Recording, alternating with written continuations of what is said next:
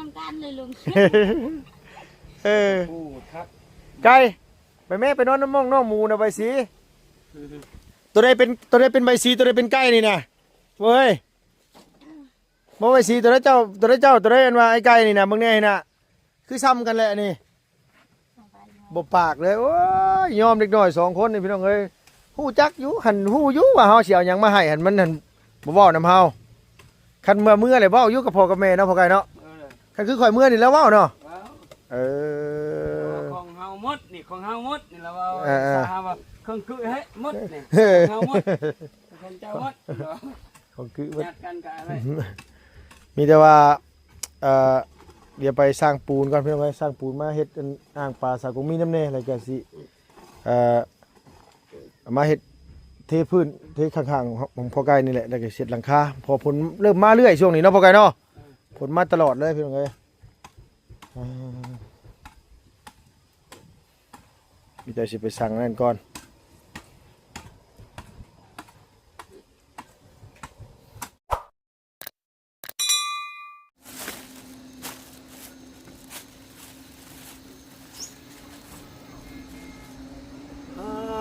เมื่อยแท้ๆเรื่องเลยเนาะแดดร้อนพี่น้องเอ้ยมื้อนี้วันเสาร์มื้อนี้เนาะพี่เนาะตัวผู้ใดหยุดการหยุดงานก็มีเวลาก็เปิดคลิปลุงเฮิมเบิ่งในเด้อพี่น้องเด้อเนาะพี่น้องเอ้ยเนาะกราบทักทายสบายดีพ่อแม่พี่น้องผู้ใหญ่ใจดี FC วัดสุขุสุคนเนาะพี่เนาะเปิดคลิปมาพบพ่อกันมื้อนี้ก็อยู่บ้านเฮือนซ่านสาวกองมีคือเก่าพี่น้องเอ้ยพอดีว่ามื้อนี้ก็ในนัดกับพ่อไก่ไม่ไก่ไว้ว่าสีมาเฮ็ดหลังคาไว้ให้ทางน้องหมูพี่น้องเลยเนาะว่าสีได้เห็นว่าเทพื้นแต่ก็เอาเสาเนี่ยนะเสาสีไว้เฮ็ดมองมุงลบแดดลบฝนของน้องหมูพ่อไก่ไม่ไก่นะพี่เนาะแต่ว่ามาเมื่อนี้คือมิดสมอยอยู่เพียงบ่ได้มีไผ่เลยทางเรื่องโปรแกรมใกล้ๆมื้อนี้เนาะพี่เนาะกับชื่อขนมกับนมมาฝากหลานน้ำแน่เนาะพี่เนาะฝากใบสีกับน้องไก่เพิ่นได้กินนี่ก็โอ้ยพี่น้องเอ้ยเนาะดีใจเลยเด็กน้อยบ้านเฮาเนาะก่อนอื่นก่อนไหนนุ่งก็ต้องกราบขอบคุณใจทางไอ้เนี่ยจะดีเฮาหลายๆพี่น้องเนาะเพิ่นอยู่ทางบ่แลพี่น้องเอ้ยประเทศฝรั่งเศสนี่แหละถ้าลุงจำบุพิษเนาะเป็นกับบริออกเสียงในน้ำเนาะอย่างไรกับขอบคุณขอบใจอ้ายหลายๆเด้อขอให้อ้ายอยู่ดีมีแห้งอย่าเจ็บอย่าจนลำรวยสุขภาพพานามัยแข็งแรงอายุมันขวัญยืนคิดยังทำยังเฮ็ดยังก็ขอให้เจริญรุ่งเรืองให้ลำรวยได้เด้อดูตัวน้องลูกหลานอยากให้มีแนวเฮ็ดแนวทำเนาะขอบใจให้อายุดีมีแห้งเนาะน้องเลยนี่จะว่าสีไปหาเพิ่นก่อนนัดเราไว้แล้วมาจากสวยน้อยนึงพี่น้องเอ้ยมื้อนี้ก็ได้เนาะคือจังซี่ล่ะบ่แปลกที่เงียบอันนี้นะขนาด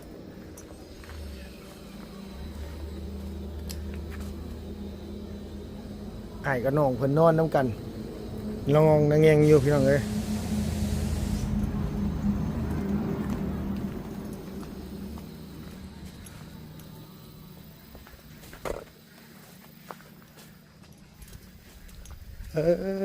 2 คนผัวเมียเพิ่นมาอยู่พี่สินะ เป็นได้ไหนหู้อยู่ไม่ไกลหู้บ่โดย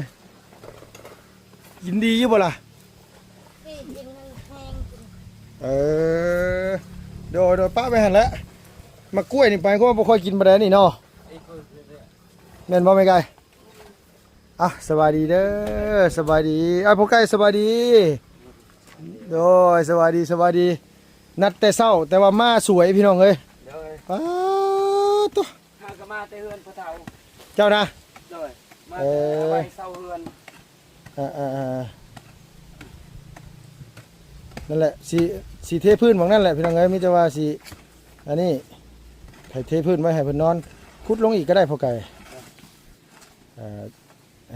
ถากไปนะก็เฮาก็เฮ็ดโดย แม่นมากล้วยตัวใดมันกินมาเบิดไม่ไกลเอาออกทิ่มแล้วมันเน่าแล้วน่ะบุริวัตให้ว่าให้มันสะอาดพี่น้องบ่ให้มันมีเชื้อราหรือแบคทีเรียแหละนั่นแหละเฮาขุดปั๊บให้มันซ้ำกันแล้วก็จังอันนี้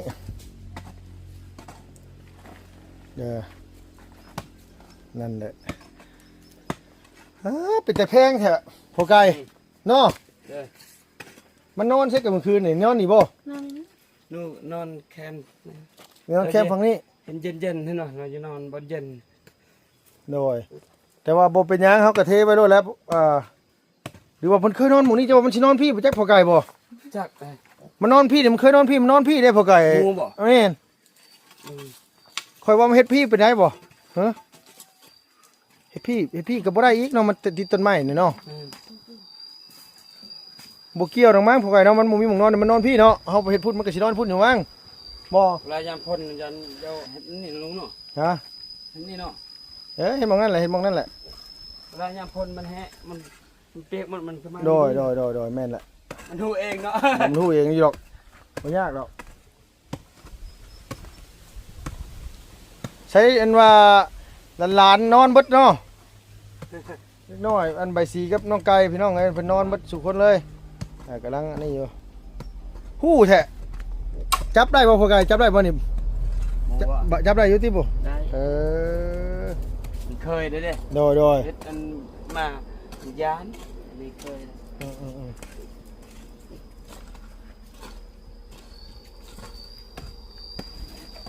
บ่พอไก่คือทั้งนี้นี่เขาเลี้ยงงัวเลี้ยงหยังก็เลี้ยงได้บ่พอไก่ทั้งนี้บ่ ได้บ่ ได้เดือนละ3-4โต ได้ อยู่ไล่บ่ได้ดอก ตื่นมาแล้วเฮ้ยตื่นมาแล้วกินบ่นี่ลูกหล่ะกินบ่นี่เอาขนมเนี่ยผู้ลุงซื้อมาฝากเอาบ่นี่ไก่เอ้ยไก่ป้ากินบ่ลูกกินบ่นี่ไปซื้อกินบ่ลูกล่ะเอาบ่นี่เอาลูกเอาให้เนี่ยเอาเร็ว ไปขับ เอาไป ใจไป เอาเร็ว ไปขับใจเลยไปขับใจ โอ้ยแล้วพี่น้องสองคนนี่ขี้คุยชิบหายเลยเอาปากบ่เว้ากันเลยพี่น้องสองคนนี่นะมันพ่นปวกบ่พอไงไม่เจอโทมเมาส์มองนั่นน่ะหาจะตื่นนอนบ่เฮ้ยน่ะบ่3โต4โตสิได้อยู่ ฮะ 3-4โตได้อยู่ งัวน่ะบ่ เด้อ เฮาได้ยินอ้ายเพิ่นเว้าอยู่ว่าเพิ่นอยากซื้องัวให้เลี้ยงเด้บ่ซั่นดอกมันคือมันได้2-3โต4โต5โตได้ อืม แล้วเลี้ยงเฮาเผาเอาได้ลุงบ่ได้ปะเด้ไปเด้ไปแล้วเราไปแล้ว ไปกินบ่แม่นไปกินของคนอื่นนี่แหละเนาะ โอ้เขาจับเลยเป็นเฮาเห็นเขาปะไม้กันเขาเฮาบ่เห็นก็แล้วเลยต้องเผาเอา โดย มุง4-5โต6โตได้อยู่ ปูนี่2สอบพ่อว่าพอไกลเจ้าบ่ สิได้อยู่2สอบ 2สอบได้เนาะเฮาสิเทข้างๆมันเด้เทอันนี้น้ำนี่นะพอไกลนี่เทตะนางนี่เด้นี่เนาะเทอันนี้นี่ยังว่าท่านจะเทพี่น้องให้เททับนี่ก็ได้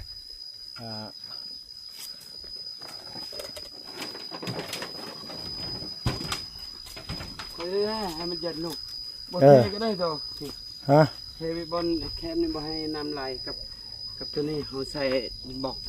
นิ้วเทได้ให้มันเย็นถ้าแนวเทสมองแล้วมันร้อนนี่ลูกอยู่นี่มันร้อนมันอยู่บ่ได้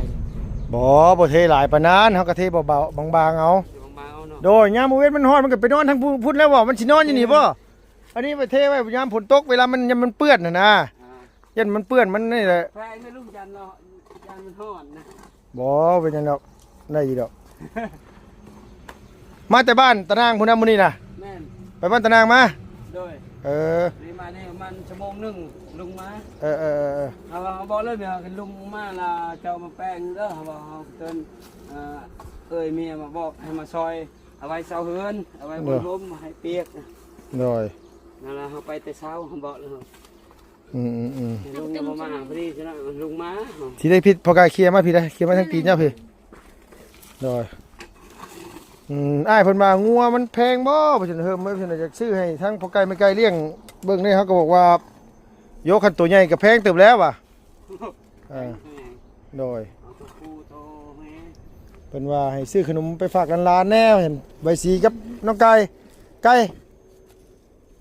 เอ้ย ได้ตอนนั้นล่ะเฮาเฮ็ดเวียกอยู่เฮือนอยู่ทงอยู่หน้าแล้วให้เมียอยู่เฮือนล่ะไปเบิ่ง เฮาน่ะบ่ได้ย่านหยังเฮาย่านทางนี้น่ะย่านอย่างเดียวย่านยาฆ่าหญ้าพวกไก่เอ้ยยังเขาฉีดหญ้ามันกินตายแล้วเลย ตาย บ่ กิน ละได้ก็ปล่อยบอลเดินนั่นให้มันหลุดได้อยู่2-3ตัวปล่อยบอลเดิน โดย หลังกบมะขามน่ะสิได้อยู่ เลี้ยงงัวนี่บ่แม่นข่อยจะเมาดอกอยู่เฮือนน่ะข่อยจ้างให้คนเลี้ยงน่ะบ่คุ้มพวกไก่ บ่คุ้มเลยบ่ได้ บ่คุ้มเลยบ่คุ้มแบบว่ามันได้ปีละลูกแล้วมันบ่คุ้ม บ่คุ้มทั้ง บางเทื่อน่ะ2 ปีตัวหนึงลูกมันน่ะมันช้าแฮงบ่คือเลี้ยงหมูได้มันไล่เบิ่งแล้วบ่สู้เลี้ยงหมูเลี้ยงแม่บ่ได้ เลี้ยงนะลูก โดยหมูนี่ครับว่ามันออกลูกเทื่อละ5-6โตวปีหนึงออก2เทื่อ3เทื่อมันได้หลายกว่าสมมุติเฮาขายตัวหนึง5-6 แสนซะสมมุติว่า10โตวเฮาก็ได้6ล้านได้พอไก่เอ้ยหมูนี่ง่ายกว่าหมูน่ะ อันนี้ครั้งแรกเว้ยลองเบิ่งดูเนาะ โดยแต่ว่าเฮาบ่ได้เทไก่ปานนั้นเฮาบ่เทหลายปานนั้นเฮาเทเล็กๆน้อยๆก็พอแหละมีแต่ว่ามองเฮาสิมุงนะเฮาสิมุงประมาณใดเจ้าคิดว่า เพื่อเวลาได้ลูกเนาะอันนี้เนาะลุงเนาะ โดย อันนี้คือบอลเก่า จบมันนี่สาว โดยจบหันบ่ ตัวนี้นี่ แต่เสาตัวนี้นี่เฮาสิตั้งใช่บ่นี่เสาตัวนี้ตั้งนอกหรือตั้งในขุดอยู่ทางนอกบ่ ข้างในก็ได้เบิ่งก่อน เบิ่งก่อนเนาะ เอา ใส่แล้วนั่นเฮาพุดอันนี้อีกก่อนจันใส่บล็อกแคมนี่ใส่อันหนึงยันถึกยามพ่นให้คนเข้ายันนำเข้าไหนอันพุดเอานี่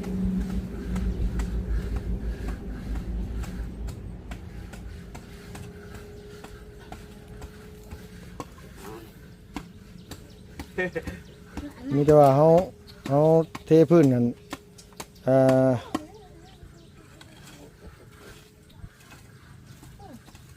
ตั้งเสาเพิ่นแล้วยัง แม่นตั้งเสาพุ่นแหละเฮาจังเท เอาแปลนไปเอาสมองบอกใส่นี่ลูกให้ลึกๆซำนี่ โดย ใส่นี่ โดย ใส่ไปใส่สูงเลยใส่ให้มันต่ำซำนี่ก็ได้ใส่ซำนี่ โดยมันเทพื้นน่ะบ่ แม่นบ่เทไปบ่เฮาอัดบ่ให้น้ำนั้นถึกวันนี้นะยามพ่น อ๋อบ่เฮาเดี๋ยวเฮาสินี่เฮาเฮ็ดเองมีเจ้าขุดเลี้ยงมาแล้วค่อยสิเอาตีแบบก่อน ตีแบบแล้วก็เฮาจังอันนี้เฮาจังกันว่าเทเฮาเวลาเทพื้นนี่เฮาต้องเอาแห่ทรายเนาะปูนนี่มากองตรงกลางนี้แล้วครับผสมเข้ากันเรียบร้อยแล้วเฮาจังอันว่าเอาน้ำใส่เวลาผสมเลยเวลาเฮากวดมันจะง่ายนะพอไก่ข้าวเดียวมันแล้วแบบนั้นน่ะคือเขาเทเฮือนน้องอันว่าจะดีหั่นแบบนั้นบ่ไหว้แบบนั้นน่ะมันบ่ไหว้เทแบบนั้นน่ะ ดีกว่าซำนี่ลุงเนาะ โดย เราอยู่ลมแห้งซำนี่ก็ดีได้หลายนี่เอาเนาะลุงเนาะ โดย นี่เนาะ แม่นเจ้าแม่นเฮาบ่เฮ็ดชั้นปานนั้นก็ได้บ่สูงปานนั้นก็ได้บ่สูงปานนั้นผลพระแม่นต่ำๆซำนั้นแหละว่าง่ายว่าเสาทั้งนี้น่ะเอามันประมาณเพียงนี้พอนะพ่อไก่ โดยแม่นแหละ เพียงนี้ แม่น ไอ้ชั้นกับตัวนี้เนี่ยเอาเสาตัวนี้เลยก็ได้ลักนี่น่ะลักนี่ก็เฮาฝังลักเดียวนี่ขึ้นมานี่ให้มันซ้ำกันกับตัวนี้เนาะแม่นว่าเจ้าว่ะ แม่น ท่างนี้ก็เฮ็ดให้ต่ำลงนี้ ตัวนี้ละอัดศักดิ์ศรีเก่าเลยนี่ไว้น้ำไหลอยู่นี่เลย อัดศักดิ์ศรีเลยนี่ โดย ตัวนี้ละปล่อยตัวนี้ โดย ตัวนี้ละอัดตัวนี้นั่นลุง โดยเฮาต้องเอาสังสีตัวสีฟ้าๆน่ะมาอัดทั้งนั้นก็ได้หั่น ตัวนี้ก็อัดฮอตฟรีเลย โดย เบื้องนี้ละปล่อยเบื้องสอง อ่า ละปล่อยเอา โดย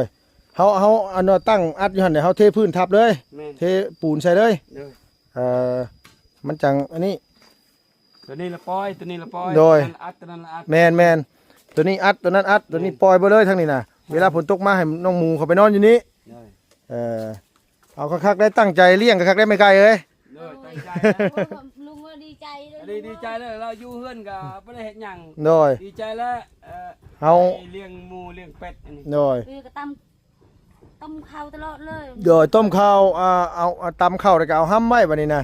ห้ำนี่ที่เฮาสิพัดทิ่มมันเฮาตำแล้วก็พัดไว้บางเทื่อเฮาผสมก็ได้เฮามาวานให้มันกินแล้วเดี๋ยวมันหารุดนี่อีกนี่ ก็ทนากัน บ่ยากนะคันมันได้ลูกแล้วเฮาก็ขยายออกไป เฮ็ดใหม่อีกนี่ บ่สมมุติว่ามันได้ลูกนี่ก็มันแค่พูดเฮาก็ต่อไปข้างนอกพุ่นต่อพุ่นทั้งกุกรูพุ่นจนว่ามันได้ลูกได้เต้าออกมาก็แยกออกไปคือเจ้าจะให้แม่มันได้ลูกไว้นี่ลูกหมูนี่มันซ้ำนี่เจ้าแยกออกจากแม่มันเลย เลย มันเศร้านุ่มไว้แหละก็มันก็แม่มันก็เป็นสาวไว้แหละมันก็หาตัวผู้ใหม่ไว้คลอดไว้เพราะไงว่าคำมันอยู่น้ำกันเนี่ยมันนี่โอ้ยเนาะไว้พุ่นยังบ่คักอยู่ไว้นี่บาดนี้วีต้องใส่หัวหมูมันก็แพงอีกเนาะไก่เนาะ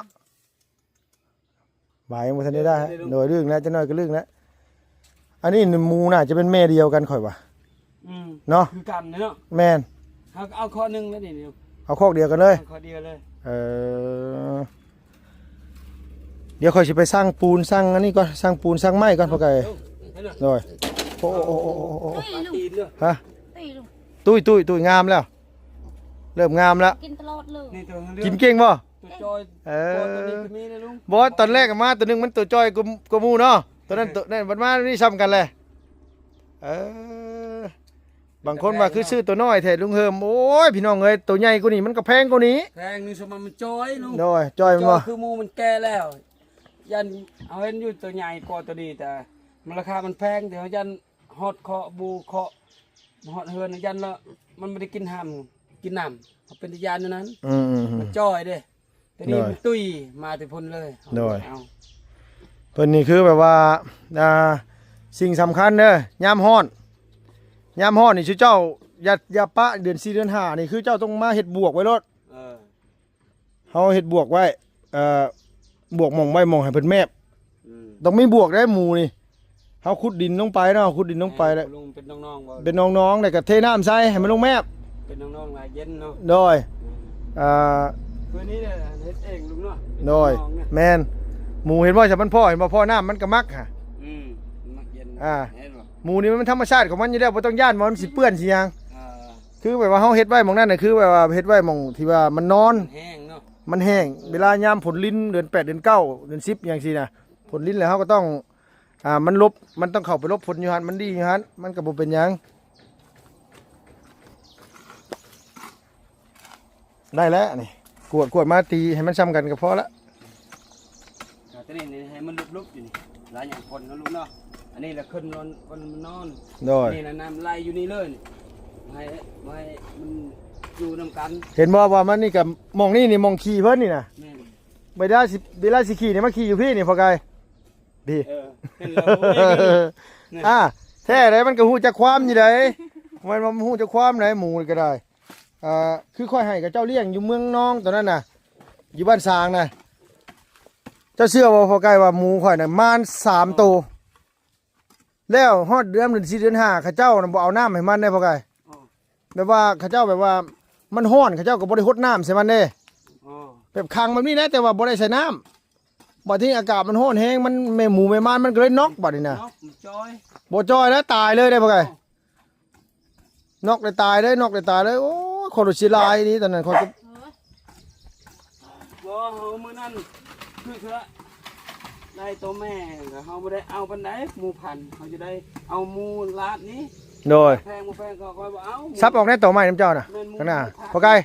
ตัวไม้ข้างหน้าน่ะซับออกในตัวน้อยๆน่ะเห็นบ่ตัวไม้นั่นน่ะตัวไม้บ่น่ะอันนี้บ่ซับออกรถ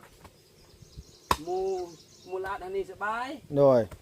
หมูพันธุ์เฮาบ่จักเลี้ยงเนาะขาดอาหารขาดหยังโดยมันบ่คือหมูลาดอันนี้มันกินหลายโดยหลายแนวง่ายๆก็คืออันนี้เฮ็ดได้เนาะมันเฮาบ้านเฮาพี่น้องเอ้ยบางเทื่อเลยเลี้ยงไปว่าสิเฮ็ดน้อยๆบัดมื้อหน้าฮกไปรถอันนี้ไปรถเจ้าว่าหาเงินพอได้ซื้อข้าวซื้อน้ำให้ลูกให้เต้ากินได้เนาะมานี่คือว่าเห็นหลายมื้อได้ยังหาแต่ยังบ่คุ้นอยู่บ่มาก็ได้นี่ให้น้ำมันลงหัวยังเหลืองๆคิมินบ่ตะกี้มองกินตายแห้งเลยลูกหมูกินกุจิใช่บ่มีมะกล้วยมันก็กินอยู่ไหมไก่ กินอยู่บ่มะกล้วย ข้าวมันอยู่นี่นู่น เออ มากได้ลุง นี่น้ำไหลอยู่พ่นพิษนี่ โดย เป็นโน่น เออก ล้วยแห้งมาก เออ มาอีกแต่เถียงเด้อตอนแรงก็มาอีกนี่แหละให้มันชิน คันว่ามันมีหลายตัวแห้งสิใหญ่ไว้ได้พอไก่ไอ้หมูนี่ มันญาติกันกินเนี่ยว่ามันแบบว่ามันอุดมสมบูรณ์เนี่ยเขาเดียวใหญ่แต่คือข่อยว่าได้ไม่ไกลได้เวลาเจ้าซื้อหมูในตลาดตะลี่มาน่ะเจ้าสีเข้ามาเกลือมันน่ะ โดย เจ้าอย่าลืมล้างมือเจ้าก็แล้วกันตัวนี้นี่สำคัญสุด แม่นเลย อ่า แม่นคือลุงว่าเด้ เวลาเขาซื้อหมูตลาดตะลี่มาเลยอันนี้น่ะสิ่งสำคัญเลยเวลาเขาสิจับอาหารจับข้าวจับน้ำมาเกลือมันนี่เขาต้องล้างมือล้างใส่สบู่จุ๊บเจืออะไรเขาจะมาจับบ่ซั่นเนี่ยมันหมูในตลาดเฮาบ่ฮู้ว่าหมูมันติดเชื้อติดหยังมาบ่แม่นบ่หมูตาย5ตายหยังเนาะพอไกลเนาะเจ้าว่าบ่เห็นน่ะบางเทื่อมาแล้วบัดให้มันกินนดมันมานำแบบนั้นแหละส่วนหลายเชื้อโรคน่ะหมูนี่พวกหมูพวกอันนี้นี่บางคนนี่โอ้ยคือว่าหมูเขาเลี้ยงไก่หมูอยู่มันคือตาย5บ่ตายสิไปไสเพราะว่าเฮาบายเลยแม่นหนึ่งมามันแต่มันคนนี่แหละหมูนี่หมูอีหยังไก่กาหน้าหุ้งก็ตามที่แบบว่าฮอดยามมันตาย5ตายภาคนี่นะส่วนหลายน่ะเฮาไปซื้อปิ้งไก่ปิ้งกาในตลาดตะลี่มากินแล้วเฮาบ่ได้ระวังมือเฮา เรามาเล่นได้ยังไง โดย เย็น งามพี่น้องเอ้ยแต่ว่าทั้งนี้นั่นอ้ายเพิ่นก็ฝากเงินมาให้เฮ็ดหลังคากับเทพื้นนี่แหละแล้วว่าคันว่ามีโอกาสคันมื้อหน้าก็คันว่ามันอันนี้ก็ฟังเบิ่งแล้วว่าเราแบบว่าอยากให้พ่อไก่ก็ไม่ไก่เลี้ยงงัวเลี้ยงหยังเบิ่งเด้แล้วว่าแต่เฮาก็ยังบ่ฮู้เนาะทมรถพ่อไก่เอ้ย บ้านเราที่ กดไปทมรถแล้วสาไปรถแล้วเดี๋ยวคันว่ามันใหญ่แล้วนี่เวลามันขี่นี่หมูนี่ขี่มันมีประโยชน์ได้ไปใส่ผักใส่มีก็งามใส่พวกบัวหอมนี่โอ้คักคือหยังนี่หลุดแล้ว เคาะมันจะเก่ามีเคาะเนี่ยยังพอแห้งเฮ็ดลุง มันนอนเลยลุง นอนเย็นเย็นนอนมีมูมันก็ม้วนลุงเนาะคนเนาะ โดย มีมูมันก็โอ้อยู่ บ่อยู่หม่องนี้น่ะมันเหมาะหม่องไหนฮู้บ่มันมีอันนี้แหละคันว่าย่ามใบไม้น่ะค่อยจะบอกที่เจ้าว่าย่ามใบไม้ล่นนี่ถ้ามันล่นละลายน่ะเฮาก็ต้องเก็บออกใบไม้พวกใบไม้ใบตอกนี่เด้มันล่นน่ะเฮาก็มากวดออกกวดเดี๋ยวเก็บทิ่มนะพ่อไก่มันกวดมันล่นลงคอกเฮาลายก็เฮากวดเก็บทิ่มเพราะว่านึงมาเฮาก็ต้องดูแลความสะอาดเพราะบางเทื่อใบไม้มันเน่ามันเปื่อยมันเป็นแบคทีเรียบางเทื่อหมูเฮาไปรุดไปกินแล้วมันเช็ดให้หมูเฮาเป็นโรคเป็นภัยแหละ มันนอนน้ำกันเลยลุง โอ้ทัก ไก่ไปแม่ไปนอนน้ำม่องน้องหมูนะใบสีตัวใดเป็นใบสีตัวใดเป็นไก่นี่นะเว้ยบ่ใบสีตัวใดเจ้าตัวใดอันว่าไอ้ไก่นี่นะมึงแน่น่ะคือซ้ำกันแหละนี่บ่ปากเลยโอ้ยยอมเด็กน้อย2คนนี่พี่น้องเอ้ย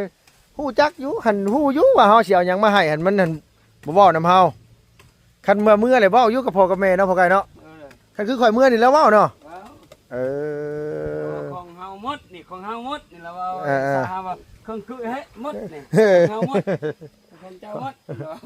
ของคือ จัดกันกับอะไร มีแต่ว่า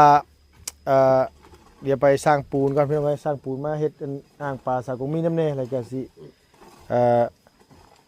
มาเฮ็ดเทพื้นเทข้างๆของพ่อไก่นี่แหละแล้วก็เสร็จหลังคาพอผลเริ่มมาเรื่อยช่วงนี้เนาะพ่อไก่เนาะผลมาตลอดเลยพี่น้องเอ้ยมีแต่สิไปสั่งนั่นก่อน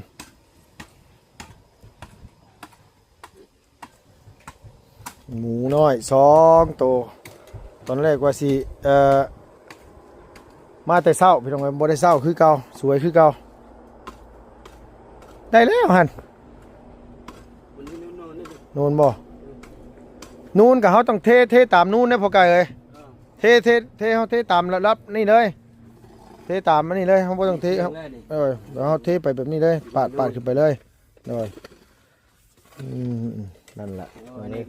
แต่ว่าทั้งนี้น่ะนี่บ่พ่อไก่ทั้งนี้คันว่านั่นน่ะสังกะสีนี่ให้เจ้าออกเลยเด้อสังกะสีพวกนี้เอาออกไปเลยเพราะว่าเฮาเทแล้วพอให้มันอยู่แต่ทั้งนั้นเวลาฝนตกมาให้น้ำไหลผ่านเลยมันบางยันละออกนี่กลางคืนบ่เห็นใช่คือคิดจะเนี่ยว่ามันสิออกได้ยันละพ่นเฮาไปไปเบิ่งตลอดเลยลูกมื้อนึงคืนนึง2เทื่อไปเบิ่งเอาแป้งยันบ่ให้เรานอนถูกยันอยู่ สะอาดเนี่ยมันมีขี้เข็บมีแมงงอด โดย เอาละเอาข้าวเฮาสะอาดนะ โดยเพราะว่ามันอันนี้ก็คือการขี้เข็บไม่งอดตอดตายได้เลยน่ะ โอ้ ตอดบาดเดียวตายเลย แม่น บ่ต้องเว้าหลายเรื่องหมูนี่โอเคสพอไก่ไม่ไก่สบายดีเด้อฉันเด้อพี่น้องเอ้ยดูไปสั่งอันมาปูนสั่งอันนี้ก่อนพอไก่สบายดีเด้อพอไก่เด้อ สวัสดี โดยไปสั่งปูนสั่งไม้มาก่อนพี่น้องเอ้ยไม้จัก5ตัวเนาะพอไก่เนาะข่อยบ่เนาะ โต เดี๋ยวเบิ่งหา1เสา2เสาเสานั้นเอาตัวนั้นเลย3ต้นนี่ก็ประมาณโตปลายแล้วหั่น เอาเสามันก็3โตเนาะ โดย 3เอาตัวนี้3 4 โดย 5 6เนาะ7 8 9โตเนาะลูก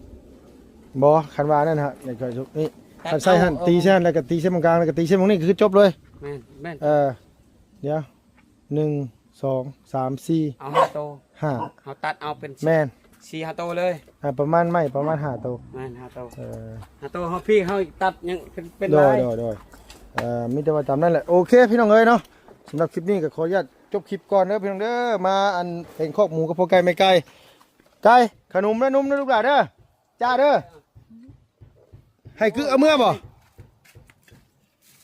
ให้เอาเมื่อบ่นี่อุ้ย ขอบใจลุงเลยอ้าว โดย ขอบใจลุงบ่ แล้วพี่น้องเอ้ยเนาะพี่น้องเนาะมีแต่ว่ากลับมาให้ ลุงบ้างเลย ลุงเมื่อละ เมื่อละเอาเลย เด็กน้อย2คนนี่พี่น้องเอ้ยเนาะไปเลยเด้อพี่น้องเด้อขอบคุณขอบมุกขอบใจหลายๆอยู่ดีมีแห้งเบิดสุขุสู่คนพี่น้องเอ้ยบ๊ายบายสบายดีเด้อพี่น้องเด้อ